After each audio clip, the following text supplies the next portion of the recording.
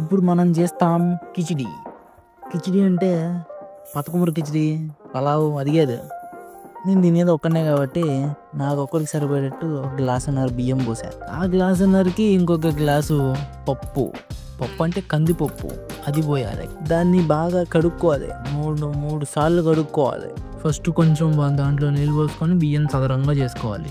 సదరంగా చేసినాక నీళ్ళు ఏడదా పోయాలంటే ఫస్ట్ గీత కాకుండా రెండో గీతకి నీళ్లు తగలాలి. అది అట్టా ఏళ్ళు ఆ సదరంగా ఉన్న బియ్యానికి టచ్ చేయాలి, అడుగుదా పోవాలి. మళ్ళీ ఏళ్ళు బియ్యానికి టచ్ అయ్యి ఆ బియ్యం కాడి నుంచి రెండో గీత దాకా నీళ్లు పోయాలి. అట్టా పోతా కొలుసుకుంటా కొంచెం పోసుకుంటా కొలుసుకోవాలి.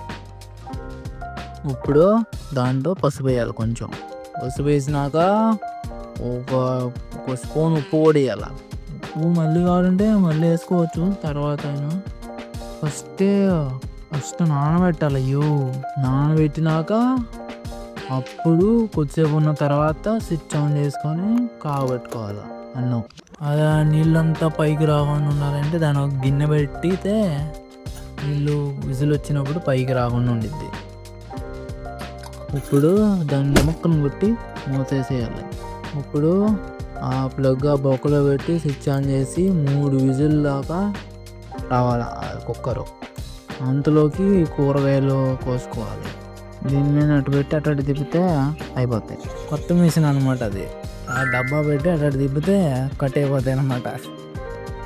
నేను 2 టమాటాలు, 1 ఉల్లిపాయ, 2 మిరపకాయలు సన్నగా కోసుకోవాలి, లేదంటే నేలెక్క తగులుతుంది.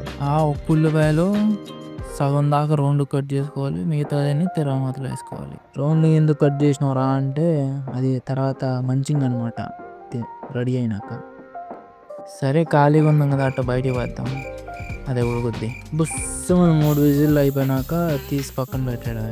ఇందులో ట్రిక్ ఏంటంటే అన్నము పప్పు 2 కలిపి ఒకే కుక్కర్లో వండేయాలి.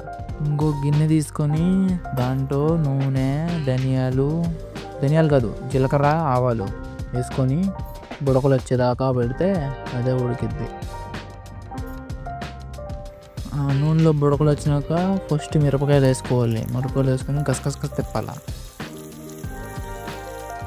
తిప్పినాక దాంట్లో ఉల్లిపాయలు వేసుకో, ఉల్లిపాయలు టమాటాలు కూడా వేసుకో, ఏది కావాలంటే అది వేసుకో. ఫస్ట్ టీవీల్లో చెబుతారే తిరగమాత అట్ట గాలిలో ముక్కలన్నీ ఎగురుతాయి, అట్ట ఎగరద్దామని చూసాం కానీ ఎగరలాయి. ఫస్ట్ ఉల్లిపాయలు అన్నీ గట్టిగా ఉన్నాయి కదా, కొద్దిసేపు అయినాక అన్నీ మెత్తపడతాయి.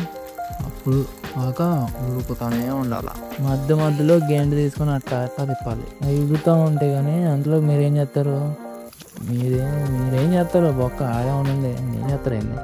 సరే ఉడికినాక మంట తగ్గించి దాంట్లో 2 స్పూన్లు గరం మసాలా, 2 స్పూన్లు ఏంద్రదే 2 స్పూన్లు చాట్ మసాలా, అది ఉంటే ధనియాల పొడి కొంచెం వేసుకో, లేదంటే వేసుకోపోయి కాదు. వేసినాక మంచిగా కలిదిప్పాలి, అంతగా కలిసేటట్టు. కొంచెం పెట్టి మళ్ళీ ముక్కలు కంటేలాగా బాగా ఎంచాలి.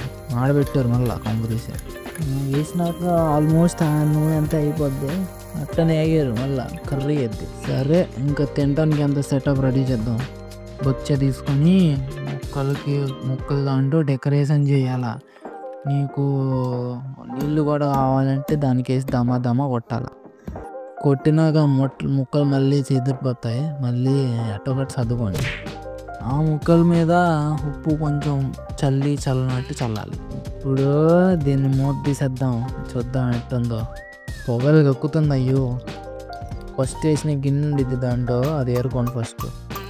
ఇప్పుడు కష్టపడి చేశారు కదా, ముక్కలన్నీ దాంట్లో వేసుకొని దాంట్లో కూడా కొంచెం ఏడాడ ఉంటుంది దెతుక్కొని అన్నం తీస్తా అంటే వేసి జల్లు తిప్పేసి మళ్ళీ దీంట్లో వేసుకోవడమే. ఇప్పుడు మొత్తం కలిసేటట్టు తిప్పుకుంటానే ఉండాలి కలిసేంత వరకు. తిప్పడం అయిపోయినాక ఇంకా దాంట్లో గుమ్మరిచ్చేసుకోవడమే మొత్తం. దాని మీద నెయ్యి అట్ట చల్లాల. ఇంకంతే రెడీ అయిపోయింది.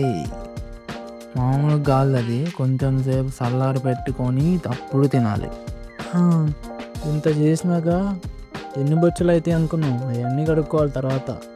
ఏందరూ ఇంకా చాలా మిగిలింది కుక్కర్లో అనుకున్నారు, మొత్తం అయిపోద్ది, ఏముండదు. ఓకే. చల్లారింది అనుకుంటా. కూర్చొని మొదలెట్టేద్దాం. చల్లారినాక కొంచెం చిక్కులాగా గట్టిద్ది పైన, అది తినాలి ఫస్ట్. అదే బాగుండిద్ది. లేదంటే లోపల తెతుక్కొని ఉంటే కాలిద్ది. అట్ట కొంచెం కొంచెం తింటా, ముక్కలు కూడా తినాలా ఉన్నారు. అది ఉప్పుగా తగులుతాయి, అది వండిద్ది. మొత్తం తినాలి, ఏమి ఉంచకూడదు ప్లేట్లో. అది అర్థం కాకపోతే మళ్ళీ చూడు, మళ్ళీ అర్థం కాకపోతే మళ్ళీ చూడు, మళ్ళీ ట్రై చేయి.